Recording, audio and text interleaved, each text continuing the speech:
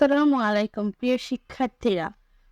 তোমাদের ষান্মাসিক মূল্যায়ন পরীক্ষা 2024 বিষয় গণিত সপ্তম শ্রেণীর গণিত প্রশ্ন নিয়ে আজ তোমাদের মাঝে উপস্থিত হয়েছি। প্রথমে হচ্ছে তোমাদের একক কাজ।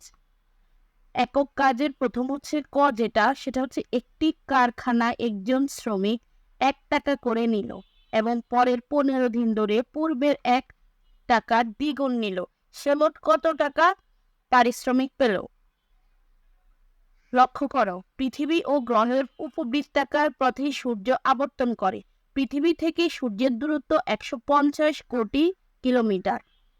ক, পৃথিবী থেকে সূর্যের দূরত্বকে মিটারে গাণিতিক ভাষায় ছোট আকারে প্রকাশ করো। খ, কাগজ কেটে a plus B plus whole square নির্ণয় করো। ঘ, a প্লাস 3 এর বর্গ নির্ণয় করো। এটা একক কাজ। কাজ 2, আসিফ ভাইয়ের সম্পত্তির অংশ 3/1 ছেলেকে এবং 4/1 মেয়েকে ভাগ করে দিল।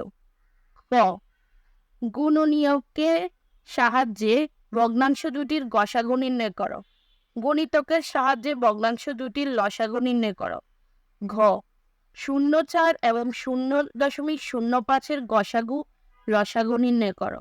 কাজ 4, তোমার পেন্সিল বক্সের দৈর্ঘ্য প্রস্থের অনুপাত বের করো এবং অনুপাতকে শতকরাতে প্রকাশ করো। কাজ 5, কাগজের মাধ্যমে ত্রিভুজের মধ্যমা নির্ণয় করো। সামান্তরিক অঙ্কন করি এবং সামান্তরিকের বৈশিষ্ট্য লিখি। কাজ 6, উপরে যে কাজগুলো আমি আলোচনা করেছি এগুলো সব একক কাজ, আর দলীয় কাজ হচ্ছে কাজ 6।